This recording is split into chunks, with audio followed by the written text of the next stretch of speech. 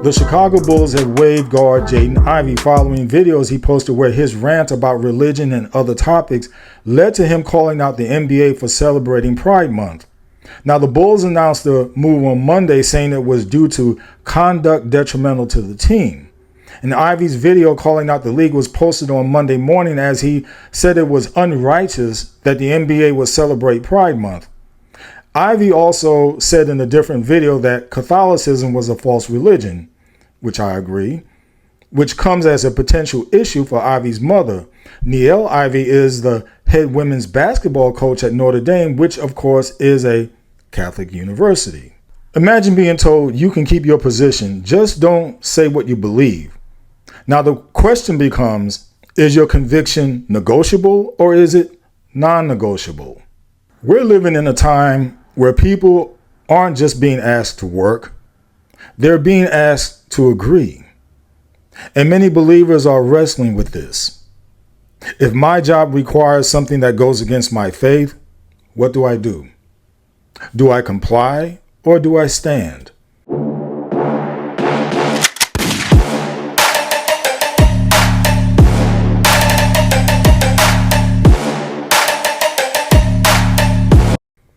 Jesus already warned us.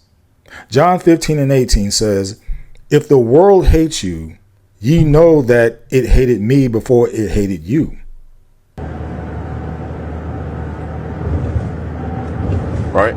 They proclaim Pride Month and the NBA. They proclaim it. They show it to the world. They say, come join us for Pride Month, to celebrate unrighteousness. They proclaim it.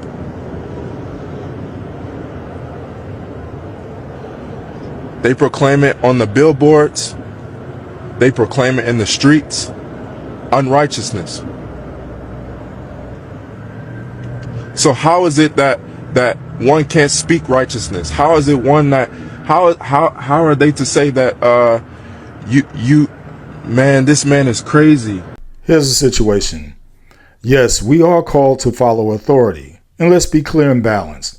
Romans 13:1 says, "Be subject to governing authorities." And Colossians 3:22 says, "Work with sincerity." God isn't calling you to be rebellious. God is not calling you to disrespect authority. You should be a great worker. You should be respectful. You should be reliable. You should be honest. But authority has its limits. And here's where many people get confused. Obedience to man is conditional. Acts 5:29 says we ought to obey God rather than men. When authority tells you to do something that violates God's word, that's where the line is drawn. Also, culture is now mixing employment with agreement. This is the real issue. And it's no longer just do your job. Now it's align with our beliefs. Now it's affirm with what we affirm. And now it's support what we support. And if you don't, you're labeled, you're pressured, and you're pushed out. So standing for God may cost you your position. And let's not sugarcoat it. You might lose your job. You might lose your influence. You might lose your opportunities. And in this case, you might lose a ton of money. Also in this situation, you may have to deal with the wrath of a family member, like his mother, who is on the women's basketball coaching staff, or she's the head coach at the very Catholic Notre Dame. But hear this. Mark 8:36 says, "What shall it profit a man?" See, you can keep your position and lose your soul, or lose your position and keep your integrity. There's a right way to stand. Now, don't miss this. And this is crucial. Standing for truth does not mean being hateful. Standing for truth does not mean being aggressive.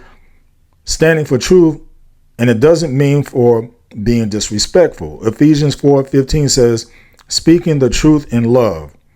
See, you can disagree with without dishonor, and you can stand without being hostile. So here's the real question every believer has to answer. Where is the line you're drawing? Meaning that line in the sand, because it's easy to say you stand for God, but until your paycheck is on the line and your reputation is on the line and your future is on the line, that's when conviction becomes real.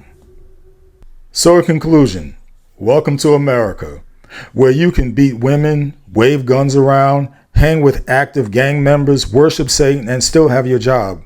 But being a Christian and quoting the Bible gets you fired in less than an hour. So what do? We don't rebel, we don't attack, we don't compromise, we stand.